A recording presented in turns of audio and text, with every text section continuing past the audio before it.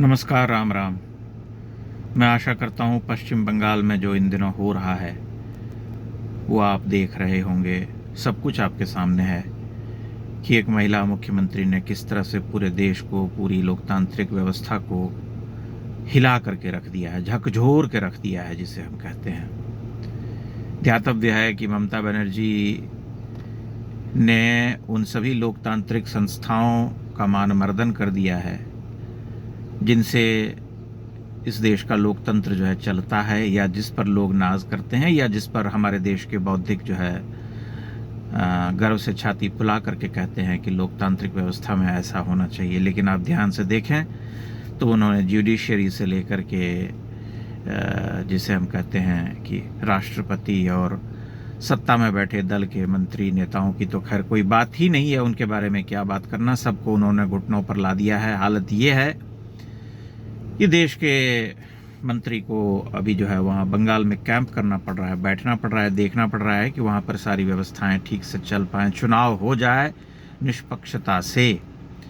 ये है लोकतंत्र में एक ऐसे राज्य का हाल जिसे अपनी संस्कृति पर बहुत गौरव है, बहुत अधिक घमंड है कि हम सबसे सांस्कृतिक लोग हैं, सबसे कल्चर्ड लोग हैं। उनकी ही मंत्री ने पिछले दिनों सीना फुला करके जो है दावा किया था कि सारे क्रांतिकारी तो बंगाल से आए थे, गुजरात से कौन आता है। लेकिन आज देखिए पूरा बंगाल जो है उन्हीं के इशारों पर नाच रहा है, उनके घुटनों पर बैठा हुआ है बंगाल। और ये देवी जो है ये कह रही हैं कि हम ठोक करके हम कोई व्यवस्था चलने नहीं देंगे लोकतंत्र में। जो हम कहते हैं वही लोकतंत्र है, अगर वह नहीं हुआ तो वह लोकतांत्रिक नहीं माना जाएगा। ये है स्थिति बंगाल की। बंगाल एक उदाहरण बनकर के इस देश के सामने खड़ा है कि एक राज्य जो कि देश का सीमावर्ती राज्य है, जहाँ पर कि घुसपैठ जो है एक बहुत कठोर और बहुत ही भयावह डरावनी सच्चाई है, जहाँ की डेमोग्राफी बदल चुकी है उस घुसपैठ के कारण। उनको प्रश्रय दे दे करके इस महिला ने पश्चिम बंगाल में बहुत कुछ बदल दिया। वहाँ की आबो हवा तो खैर बर्बाद कर ही डाली।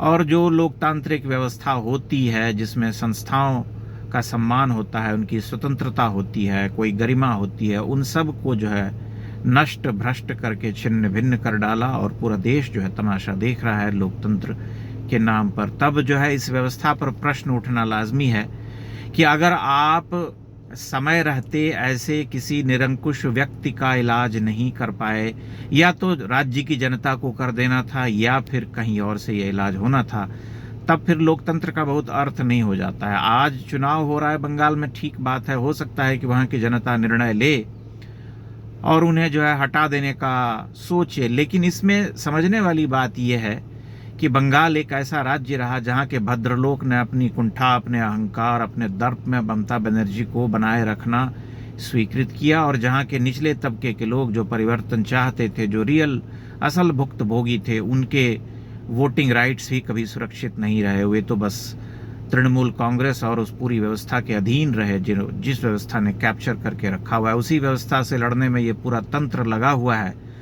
और आए दिन हम देख रहे हैं कि एक महिला जो है चीख रही है, चिल्ला रही है, गरज रही है, सबको अपने वश में रखा है, अपने नीचे रखा है, यहाँ तक कि देश की महामहिम राष्ट्रपति तक की तौहीन कर डाली है। ये स्थिति है। इससे पहले अगर आप पलट करके देखें तो एक समय में बिहार में भी कुछ ऐसी ही स्थिति थी, जब माननीय लालू प्रसाद यादव जी वहाँ के मुख्यमंत्री हुआ करते थे। तब सारी व्यवस्थाएं जो हैं ताक पर थीं और वे जो चाहते थे वो करते थे।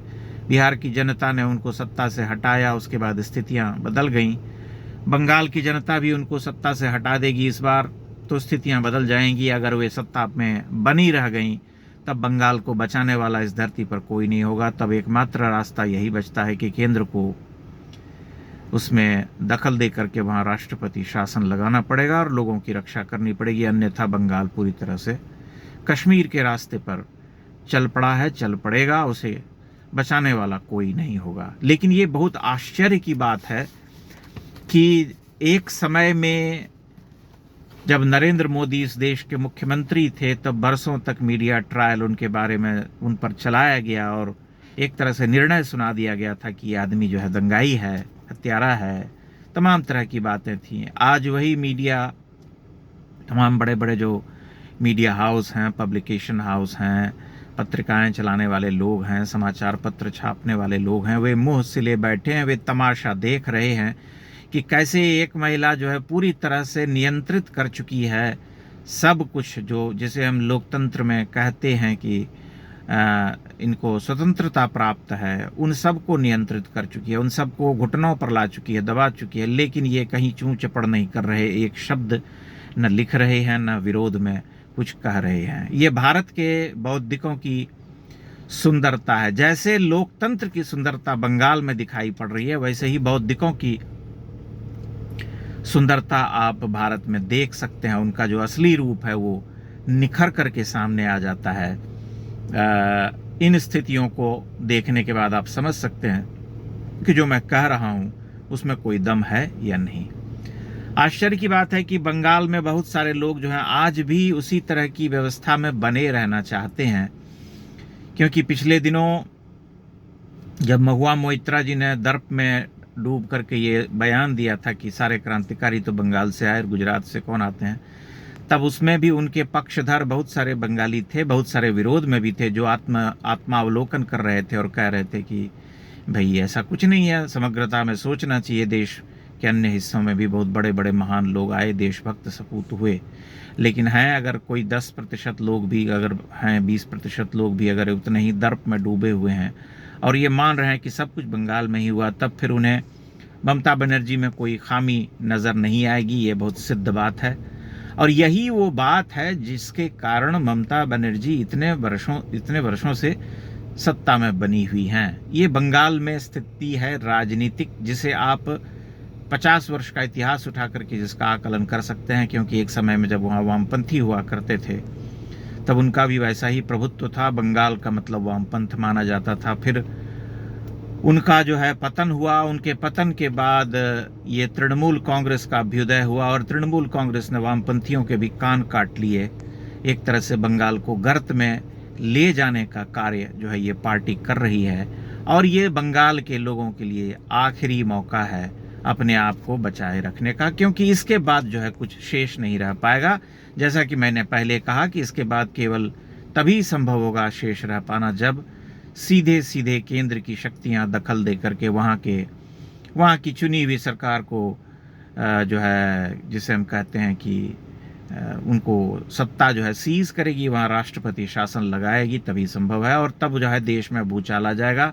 अभी जो ममता बनर्जी कर रही है पश्चिम बंगाल में, उस पर कोई सवाल नहीं उठना है बौद्धिक रूप से। बौद्धिक जो इस देश के लोग हैं वे चुप्पी साधे हुए तमाशा देख रहे हैं, क्योंकि उनकी प्रिय नेत्री ऐसा कर रही हैं।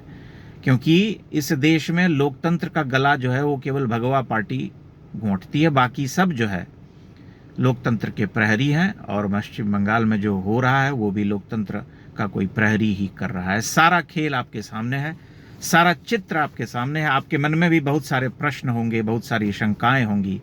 सबसे अधिक शंकाएं और सबसे अधिक प्रश्न तो बंगाल के लोगों के मन में होना चाहिए। अगर वे स्वयं नहीं देख रहे हैं कि वे किस स्थिति में पहुंचा दिए गए हैं, अगर वहां जाकर के भी उनके मन में कोई प्रश्न नहीं उठता है, तब ये समझ लेना चाहिए कि एक मनुष्य के रूप में उनकी चेतना मर गई है, वैचारिक रूप से वे कुंद हो चुके हैं और अब उन्हें कुछ दिखलाई नहीं दे रहा है। इससे मुक्ति पाने का रास्ता अगर नहीं दिख रहा है, अगर चिंता मन को नहीं खा रही है, तब यही बात है।